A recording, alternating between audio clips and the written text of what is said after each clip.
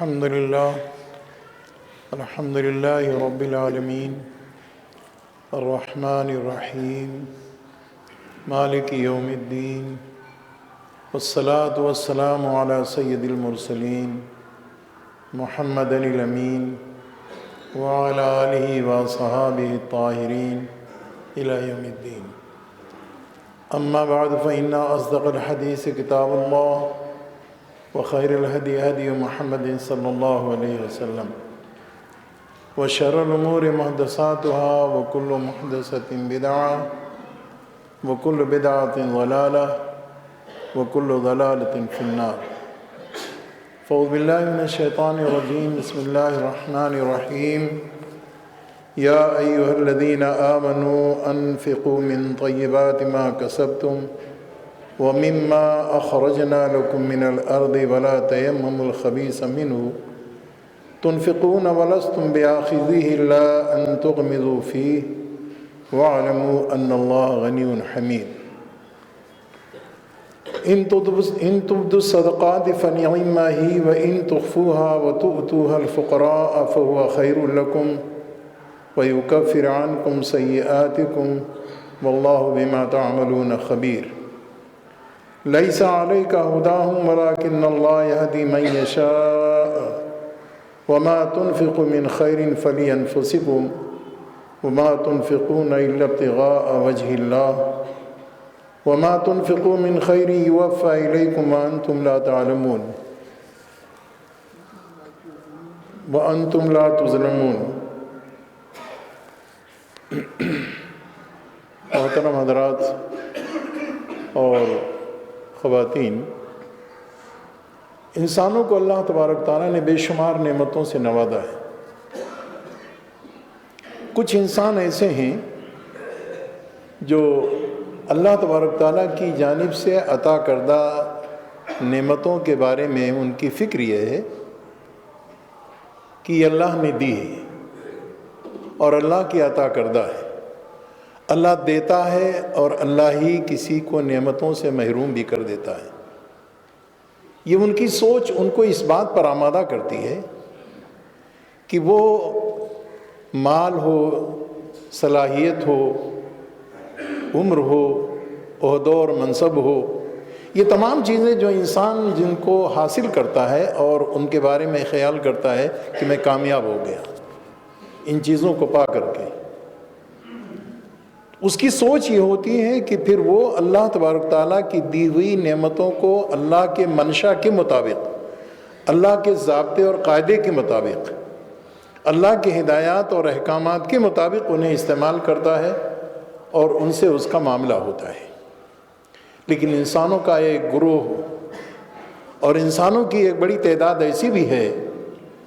کہ جو سوچتی ہے کہ یہ جو کچھ ہمیں آج حاصل ہے وہ کسی قبیلے کی چیز ہو، یہ تو ہماری محنتوں کا نتیجہ ہے،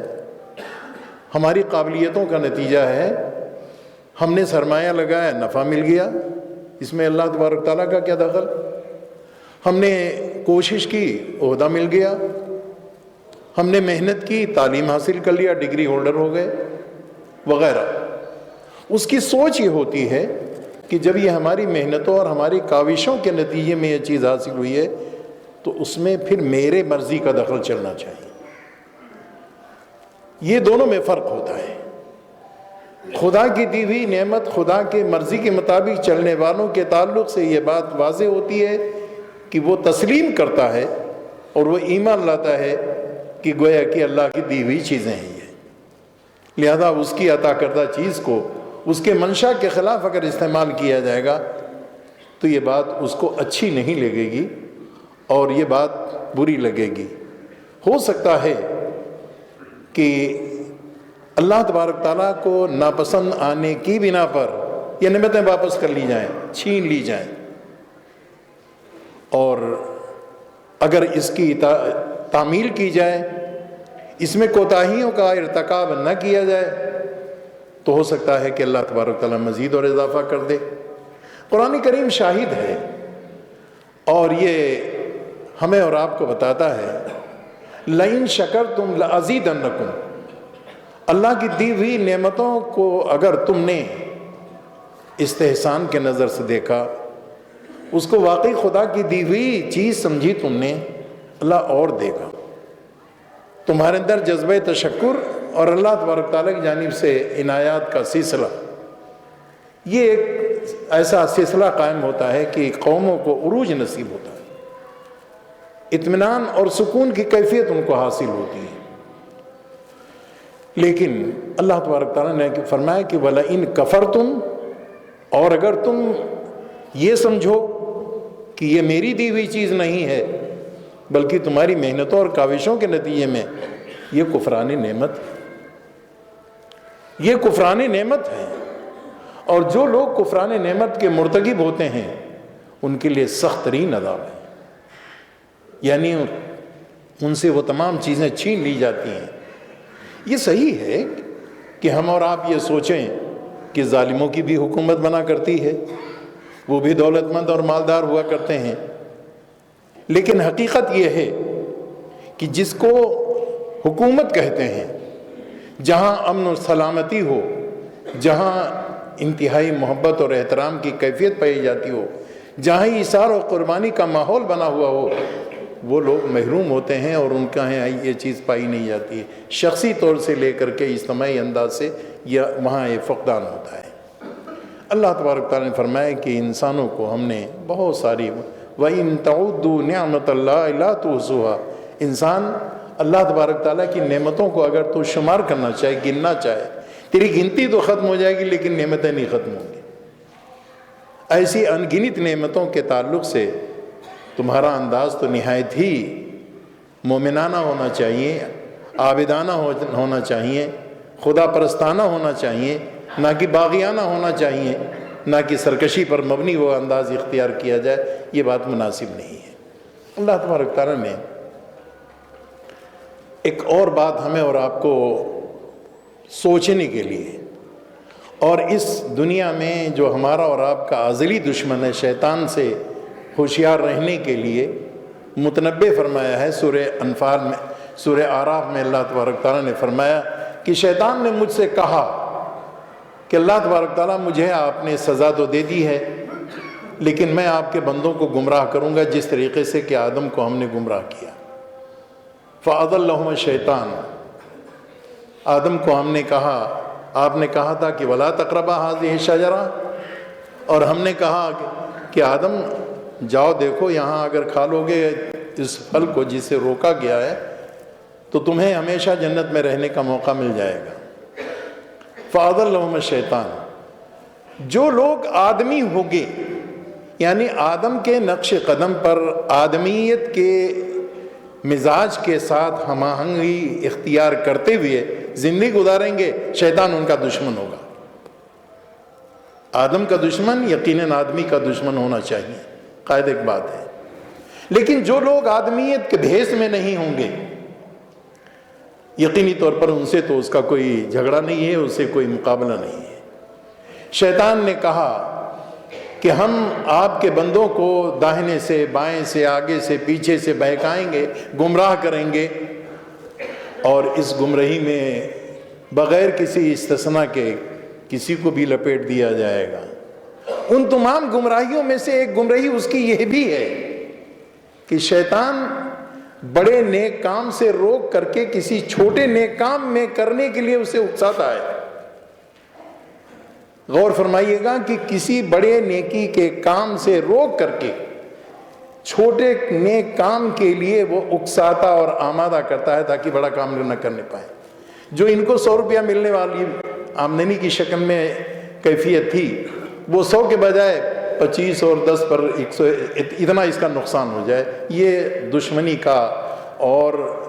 گمراہی میں ڈالنے کا وسوسہ اندازی کے تعلق سے یہ بھی ایک طریقہ ہے جس کو ہم اپنی زندگیوں میں دیکھ سکتے ہیں۔ اللہ تبارک تعالیٰ نے کہا کہ شیطان ہر جگہ انسانوں کے تعلق سے اپنے اس بھڑاس کو اور اپنے بغض اور عناد کو، جو قرآن میں اللہ تبارک تعالیٰ نے فرمایا تھا، آدم کے سجدے کے لیے کہا گیا تو اس نے کہا میں کیوں سجدہ کرنے لگا، یہ تو مٹی سے یہ بنائے گئے ہیں، آگ سے میں پیدا کیا گیا، میں ان کا احترام کیوں کروں۔ حضرات گرامی، اللہ تبارک تعالیٰ نے قرآن عظیم نے ایک بات بتایا، اے لوگوں جو ایمان لائے ہو، اپنی کمائی میں اول تو تمہاری کمائی کسب طیب کے علاوہ غیر طیب نہیں ہونی چاہیے، غیر طیب نہیں ہونی چاہیے، یعنی ناپاک تمہاری کمائی نہیں ہونی چاہیے۔ ایک صاحب ایمان کمائی کے دوران کچھ اپنے ہاتھ کو اور اپنے ذہن کو ڈھیلا کر دے کہ حل میں مزید جو کچھ آتا آنے دو، اس میں کوئی پریشانی نہیں، یہ گویا کہ شیطان کا حربہ ہے جو کام کر گیا ہے۔ اللہ کے نبی صلی اللہ علیہ وسلم نے، آج ہم لوگ شکوہ کرتے ہیں ہماری دعا نہیں قبول ہوتی ہے، اللہ کے نبی صلی اللہ علیہ وسلم نے اس گتھی کو سلجھا دیا۔ الگ مسئلہ ہے کہ ہم اس گتھی سے اتفاق کرتے ہیں یا نہیں کرتے ہیں، وہ الگ مسئلہ ہے۔ آپ نے فرمایا کہ ایک منظر ہے، ایک شخص نہایت ہی پریشان حال، بال بکھرے ہوئے، جسم خاک آلودہ ہے، مٹی پڑے ہوئے ہیں، جسم معلوم ہوتا ہے بہت دور دراز کہیں سے سفر کرتا ہوا یہ شخص آیا ہے، اور خانہ کعبہ کے پردے کو پکڑ کر کے رب العالمین میری یہ دعا، رب العالمین میری یہ دعا قبول فرما لیجئے۔ جبکہ کیفیت یہ ہے کہ اس کے جسم میں دوڑنے والا خون کسب طیب کے بجائے کسب حرام سے بنا ہوا ہے، اس کے جسم کے اوپر جو کپڑا ہے وہ کپڑا حرام پیسے کا بنا ہوا ہے۔ فکیفہ استجاب، تو اس کی دعا کیسے قبول ہو سکتی ہے؟ اس کی دعا کیسے قبول ہو سکتی ہے؟ اس کی جرات ہے کہ اللہ کے جناب میں دعا بھی کر رہا ہے، اور اللہ کے جناب میں ایسی دعا کر رہا ہے کہ جو باغیانہ روش اور عابدانہ دعا، اللہ تبارک تعالیٰ نے اپنے نبی سے اعلان کروا دیا، جو قیامت تک اعلان ہوتا رہے گا، اس کی دعا کیسے قبول ہو سکتی ہے؟ ہم میں سے ہر شخص کو سوچنا چاہیے کہ ہماری دعا، ہم دعا کرتے ہیں صحت کے لیے، دعا کرتے ہیں عہدہ کے لیے، دعا کرتے ہیں فلاں کے لیے، لیکن ہماری دعائیں قبول نہیں ہوتی۔ کیوں نہیں قبول ہوتی ہیں؟ اس کا جائزہ تو لینا چاہیے۔ اللہ تبارک تعالیٰ نے فرمایا کہ ایک مومن، اس کی شان یہ ہے کہ ہمیشہ وہ کسب حلال کی کوشش کرے، یہ اس کے لیے لازم اور ضروری ہے، اس کے جسم میں کوئی ایک دانہ ایسا نہ جانے پائے جو کسب حرام کا ہو، حرام کمائی کا ہو۔ یقیناً مشکل کام تو ہے، لیکن ایک صاحب ایمان جنت میں جانے کا ارادہ رکھتا ہے، رب کی رضوان کا امیدوار ہے، وہ اتنی آسانی سے تو اللہ تبارک تعالیٰ کی جنت نہیں مل جائے گی۔ اللہ تبارک تعالیٰ نے فرمایا کہ مما کسبتم من طیبات ما کسبتم، جو پاکیزہ رزق تم نے کمایا ہے اس میں سے تم کو جو خرچ کرنے کا موقع ملا ہے، نمبر ایک، اور جو زمین میں سے ہم نے تمہیں نکال کر کے دیا ہے، مختلف قسم کی معدنیات ہیں، سونا ہے، چاندی ہے، پٹرول ہے، ڈیزل ہے، مٹی تیل ہے، فلاں ہے، فلاں ہے، فلاں، یہ تمام چیزیں اللہ تبارک تعالیٰ زمین سے، کہیں کاشت نہیں کی جاتی ہے، سونے چاندی کی کھیتی نہیں ہوتی ہے، زمین سے اللہ تبارک تعالیٰ عطا فرماتا ہے۔ جو تم نے کمایا ہے وہ کسب تمہارا طیب ہونا چاہیے، اور جو ہم نے تم کو دیا ہے اس کے بارے میں ہمارا اعلان یہ ہے کہ اس کے خرچ کرنے میں تمہیں اس بات کا اہتمام کرنا چاہیے کہ چھانٹ کر کے کوئی ردی قسم کی چیزیں تم اللہ کے راستے میں نہ خرچ کرو۔ قرآن کی آیت ہے، وَلَا تَيَمَّمُ الْخَبِيثَ، جو خراب مال ہو اس خراب مال کو اللہ کے راستے میں دو، اور اچھا مال ہو وہ اپنے جیب میں رکھ لو۔ وَلَا تَيَمَّمُ الْخَبِيثَ، قرآن میں اللہ تبارک تعالیٰ نے متوجہ کیا۔ بالکل دیسی اور سادہ انداز میں آپ سے عرض کروں کہ کہیں خدا نخواستہ کی کیفیت ہوتی ہے، جب سیلاب آ گیا، آگ لگ گئی، فساد ہو گیا، فلاں ہو گیا، ریلیف کے لوگ ریلیف سامان اکٹھا کر رہے ہیں، گھر میں جتنا کچھ پرانا کپڑا ایسا ویسا سب اکٹھا تھا، سب اکٹھا کر کے ریلیف میں دے دیا، اس یقین کے ساتھ کہ اللہ کے راستے میں ہم دے رہے ہیں۔ کیا یہ اس آیت کریمہ سے اس کی میل کھانے والی بات ہے؟ اللہ تبارک تعالیٰ کہتا ہے کہ تم کو اگر وہ چیز دی جائے تو سچی بات یہ ہے،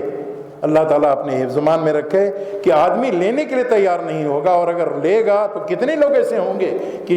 جو لیتے وقت ان کی آنکھیں بھیگ جائیں گے، اللہ میاں آج ہماری یہ نوبت آئی ہے کہ ہم دوسروں کے سامنے ہاتھ پھیلانے پر مجبور ہوئے ہیں۔ وَلَا تَيَمَّمُوا الْخَبِيثَ مِنْهُ تُنْفِقُونَ، تنفقون ولستم بآخذیہ الا ان تغمضوا فیہ، اغماض برت جاؤ، کام چلانا ہے، تن ڈھانکنا ہے، بھوک سے پریشان ہیں، جو بھی مل جائے، جھوٹا ہو باسی ہو کھانا ہے، تازہ کھانا خود کھا لیا اور بچا بچایا جو ہے وہ غریبوں میں تقسیم کر دیا۔ اللہ تبارک تعالیٰ فرماتا ہے کہ قیامت کے دن، اللہ کے نبی صلی اللہ علیہ وسلم نے فرمایا قیامت کے دن اللہ میاں کچھ لوگوں سے پوچھیں گے، میں بھوکا تھا، کھانا مانگا تم نے کیوں نہیں دیا، میں پیاسا تھا، پانی مانگا تم نے کیوں نہیں دیا۔ اللہ میاں آپ تو بے نیاز کھانے سے، پینے سے، ضروریات سے، حاجات سے، فلاں بندے نے مانگا تھا تم نے نہیں دیا، ہونے کے باوجود تم نے نہیں دیا، اس کے کام نہیں آئے۔ حضرات گرامی، گویا کہ جب کوئی شخص کسی کی امداد کرتا ہے تو گویا کہ وہ اللہ کو امداد کرتا ہے، اللہ کو دیتا ہے، اللہ ہی اس کا بدلہ دینے والا ہے، اللہ ہی اس کا بدلہ واپس کرنے والا ہے۔ اللہ تبارک تعالیٰ فرماتا ہے واللہ غنی حمید، اللہ بے پرواہ ہے، بے نیاز ہے، دو تمہارا بھلا اور نہیں دو گے تم اپنا بگاڑ لو گے، غنی ہے وہ، اس کے راستے میں دینے سے اس کی خدائی اور کبریائی میں کوئی اضافہ نہیں ہوگا، لہذا اس معاملے میں انتہائی حساس تم کو ہونا چاہیے، انتہائی حساس ہونا چاہیے۔ جوان بیٹوں کو تو نماز پڑھنے کے لیے مسجد لانے کے لیے ہم تیار نہیں ہیں، لیکن 5 سال 3 سال 4 سال 6 سال مسجد میں انگلی پکڑے ہوئے بچوں کو لے کے چلے آ رہے ہیں، ان پر توجہ نہیں ہے، ان پر توجہ ہے۔ غور فرمائیے دائرہ کتنا وسیع ہوتا چلا جا رہا ہے اور کس انداز سے ہماری سوچ بن رہی ہے۔ قربانی کا زمانہ آیا، کوشش ہی ہو رہی ہے کہ کوئی جانور ایسا مل جائے کم پیسے میں تاکہ کام بھی ہو جائے اور دوسری طرف پیسہ بھی کم خرچ ہو۔ اللہ تبارک تعالیٰ نے اس آیت کریمہ میں، اس کو بار بار ہمیں اور آپ کو غور کرنا چاہیے کہ اس آیت کریمہ کے تحت کہیں ہمارا طرز عمل تو نہیں کہ جس سے اللہ نے منع کیا ہے، جن چیزوں سے اللہ نے منع کیا ہے ان چیزوں کے کرنے والے کو کہا جاتا ہے کہ فَأَضَلَّهُمَ الشَّيْطَانُ، شیطان نے گمراہ کر دیا، شیطان ان کو بہکا لے گیا، اس لیے کہ رحمان کا دامن چھوٹا تو شیطانی ہاتھ آئے گا، دوسرا درمیان میں کوئی ایسا ویسا ملے گا نہیں۔ اس لیے نمبر 1 ہمیشہ اس بات کا اہتمام کیا جائے کہ کسب حرام سے بچا جائے، ہمارے جسم کے اندر کسب حرام کا کوئی بھی حصہ جزو بدن نہ بننے پائے۔ نمبر 2 اس بات کا اہتمام کیا جائے کہ اللہ کے راستے میں ہم بہترین چیز صدقہ کریں۔ ارے بھائی 4 جوڑا پرانا کپڑا دینے کے بجائے اگر 1 جوڑا کپڑا بنا کر کے دے دیا جائے، کوڑا کپڑا دے دیا جائے تو اس میں کوئی بڑی بات تو نہیں ہوگی، اللہ نے دے رکھا ہے دیجیے۔ یہ کیا ضروری ہے کہ پہنا کپڑا دیا جائے؟ ریلیف کا مطلب پہنا کپڑا تھوڑا نہ ہوتا ہے، یا اسی طریقے سے کسی غریب کو دیا جائے تو وہ پہنا ہی ہو، استعمالی کپڑا ہو جو پہن کر کے طبیعت آسودہ ہو گئی ہے، اب اس کو کسی کو دینا ہے تو گھر میں کوڑا کپڑا اکٹھا ہے، چلو دے دو، اللہ بھی خوش ہو جائے گا اور اس کا بھی کام چل جائے گا اور میرے گھر کا بوجھ بھی ہلکا ہو جائے گا۔ یہ سوچ مریدانہ سوچ۔ اللہ تبارک تعالیٰ نے فرمایا کہ جب کبھی کسی کو تم دو گے، دینے کا 2 انداز ہوتا ہے۔ ایک انداز یہ ہوتا ہے کہ دنیا دیکھے، اخبار میں نام چھپے اور لوگ سمجھیں صاحب انہوں نے اتنا کچھ دیا ہے، یہ اتنے مخیر ہیں،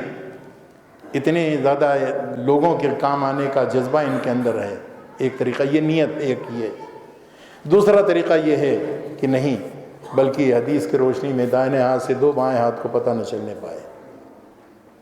حدیث میں دونوں کی چیزیں موجود ہیں، قرآن ہمیں اور آپ کو بتاتا ہے ان تبدوا الصدقات فنعما ہی، اگر تم صدقات کو، خیرات کو، غریبوں کی امداد کو نمایاں کر کے لوگوں کے درمیان اگر دیتے ہو، یہ بھی تمہارے لیے بہتر ہے۔ کیوں بہتر ہے؟ تمہارے دینے سے ہو سکتا ہے کہ بہت سارے لوگوں کے اندر دینے کا جذبہ پیدا ہو جائے اور ایک مستحق کو یا چند مستحقین کو زیادہ زیادہ امداد کی کیفیت پیدا ہو جائے، ایک تشویق کی کیفیت پیدا ہوگی، ایک لوگوں کے اندر آگے بڑھنے کا جذبہ پیدا ہوگا نیک کام کے تعلق سے۔ فاستبقوا الخیرات، اچھے کاموں میں ایک دوسرے سے آگے بڑھ جانے کے لیے کوشش اور جدوجہد کرو۔ وہاں یہ مطلوب ہے کہ دکھا کر کے، دکھا کر کا مقصود نہیں، بلکہ دکھانا مقصود یہ ہے کہ لوگوں کے اندر نیک کام کرنے کا جذبہ پیدا ہو، نہ کہ اس کی شہرت اور اس کا چرچا ہو کہ فلاں صاحب اتنی، یہ نہیں مقصود۔ مقصود یہ ہے کہ لوگوں کے اندر دینے کا جذبہ پیدا ہو جائے، اچھا فلاں صاحب نے دیا ہے تو ہم کو بھی دینا چاہیے۔ اس مناسبت سے الدال علی الخیر کفاعلہ، بہترین کاموں کے لیے، نیک کاموں کے لیے اگر کوئی رہنمائی کرتا ہے تو وہ بھی اتنی ہی نیکی کا مستحق قرار پاتا ہے جتنا کرنے والا نیکیوں کا مستحق قرار پاتا ہے۔ وَإِن تُخْفُوهَا وَتُؤْتُوهَا الْفُقَرَاءَ، اور اگر تم اسے چھپا کر کے دو گے یہ بھی تمہارے لیے بہت بہتر ہے۔ اندیشہ اگر نام و نمود کا ہو اور نفس کے فریب کا ہو، چھپا کر کے دیجئے۔ اگر امید اس بات کی ہو کہ میرے دینے سے اور لوگوں کے اندر نیکی کا جذبہ پیدا ہو جائے، دکھا کر کے دیجئے، اس کو دکھا کر کے دیجئے۔ فَهُوَ خَيْرٌ لَكُمْ وَيُكَفِّرُ، کیا فائدہ ہوگا اس سے؟ اللہ تبارک تعالیٰ تمہارے جو گناہ ہیں ان کا کفارہ کر دے گا، اس سے گناہوں کو معاف فرما دے گا اس سے۔ واللہ بما تعملون خبیر، اللہ تبارک تعالیٰ جانتا ہے کہ جو تم لوگ کچھ کر رہے ہو۔ اللہ تبارک تعالیٰ نے ایک اور بات بتائی، اور وہ یہ ہے کہ ہم اور آپ جب کسی کے کام آتے ہیں اور کسی کی مدد کرتے ہیں تو کہتے ہیں ایک ضرورت مند آیا تھا، اس کی ضرورت ہم نے پوری کر دی۔ ضرورت مند آیا تھا، بھوکا تھا، اس کو کھانا کھلا دیا، گویا کہ کھانے کی ضرورت تھی، کھانا کھلا دیا اس کو۔ ایک ننگا تھا، سردی سے کانپ رہا تھا، اس کو کپڑا دے دیا، وہ پہن کے چلا گیا، اس کی ضرورت پوری ہو گئی۔ ہماری ضرورت نہیں ہے، کائنات کے پیدا کرنے والے نے اس سوچ کا علاج کیا ہے اور لفظ استعمال کیا، وَمَا تُنْفِقُوا مِنْ خَيْرٍ فَلِأَنفُسِكُمْ، جو تم کو خرچ کر رہے ہو وہ اس کا کام نہیں، وہ ذات فائدہ جو ہے وہ اس کا نہیں ہے، وہ تو کھا کر کے ختم کر دیا۔ تمہارے حصے میں فَلِأَنفُسِكُمْ، وہ تمہارے اپنے لیے تم نے یہ کام کیا، تمہارے اپنے لیے کا مطلب یہ ہے کہ وہ تو کھا کر کے ختم کر دیا، اس نے پہن کر کے کپڑا پرانا ہو گیا، ختم ہو گیا، 1 سال 6 مہینے میں اس کے کپڑے کی مدت پوری ہو گئی۔ لیکن جو تمہارے نام پر نامہ اعمال میں نیکی لکھی گئی وہ تمہاری اپنی ضرورت ہے۔ تم محتاج اس بات کے ہو کہ تمہیں قیامت کے دن نیکیوں کا انبار تمہارے حوالے کیا جائے، ریزرو بینک میں تمہارے لیے وہ کھاتا کھول دیا جائے کہ جس میں نیکیاں جمع ہوتی رہیں، نیکیاں جمع ہوتی رہیں۔ یہ تمہاری ضرورت تھی۔ جب یہ سوچ پیدا ہوگی تو آدمی کے دروازے کے سامنے مستحقین کی لائن نہیں لگے گی، بلکہ ضرورت مند جو ہے، جو غریب اور مفلس اور اس طریقے سے ضرورت کا حامل ہے، اس ضرورت کے گھر کے سامنے بھی لائن لگ جائے گی مالداروں کی، اسے ڈھونڈ کر کے دیا جائے گا۔ ضرورت ہماری ہو گئی نا۔ شیطان نے دھیرے سے ہمیں یہ بتایا کہ تمہاری ضرورت نہیں ہے، جنت میں ہمارے لیے کھاتا کھلا، جنت میں ہمارے لیے اللہ تبارک تعالیٰ نے وعدہ کیا کہ 1 دو گے 10 دے گا، 100 دے گا، 500 دے گا، 1000 دے گا۔ لیکن ہم اپنی ضرورت اس کو نہیں کہتے ہیں، بلکہ کہتے ہیں کہ فلاں کی ضرورت تھی، اس کی ضرورت ہم نے پوری کر دی۔ اللہ میں کہتے ہیں فَلِأَنفُسِكُمْ، یہ تمہاری اپنی ضرورت تھی، اس کی ضرورت تو ثانوی اور ثالثی اور نمبر 3 4 5 جتنے پر نمبر لگے، لیکن اصل ضرورت تمہاری تھی کہ جس دن قیامت کے دن تم کھڑے ہوگے تمہارے ہاتھ خالی ہوں گے اور اللہ تبارک تعالیٰ کے ہاں تمہیں نوازا جانے لگے گا۔ اس وقت ضرورت ہوگی کہ سرمایہ ہمارے پاس زیادہ ہوتا تو ہم زیادہ اچھی جنت میں پہنچ جاتے، جنت میں اعلیٰ مقام ہم کو مل جاتا۔ فَلِأَنفُسِكُمْ، اس سوچ کو آگے جب بدل دیا جائے گا آدمی حریص ہو جائے گا خرچ کرنے کے لیے، اور زیادہ خرچ کرنے کے لیے وہ فکر مند ہو جائے گا، اسی لیے کہ وہ اس کی آدمی اپنی ضرورت کو ترجیح دیتا ہے، دوسرے کی ضرورت کو وہ پیچھے ڈال دیا کرتا ہے، دوسروں کی ضرورت کو پیچھے ڈالتا ہے اور اپنی ضرورت کو پہلے کہتا ہے اپنے گھر کا چراغ جلاؤ، بعد میں دوسروں کے ہاں دیکھا جائے گا، پہلے اپنے گھر کے بچوں کو کھلا پلا دو، جب بچے گا تو دیکھا جائے گا۔ یہاں اللہ تبارک تعالیٰ اسے الٹ دیتا ہے کہ تمہاری اپنی ضرورت ہے، اس ضرورت کی تکمیل کے لیے تمہیں کوشش کرنی چاہیے۔ حضرات گرامی، انفاق کے تعلق سے یہ رہنما وصول جو قرآن نے ہمیں اور آپ کو بتایا اور دیے ہیں، یقینی طور پر ان کی طرف ہماری سنجیدہ اور مخلصانہ اور ایک مومنانہ توجہ ہونی چاہیے، تاکہ ہم اور آپ جو کچھ کر رہے ہیں اس کا صحیح اجر بھی ہمارے ہاتھ آئے، اور صحیح معنوں میں جو اس کا مقام اور اس کا منصب ہے اس سے ہم کو فائدہ اٹھانے کا موقع ملے۔ بارک اللہ لنا ولکم فی القرآن العظیم ونفعنا وإیاکم بالآیات والذکر الحکیم، انہ تعالی جواد کریم ملک بر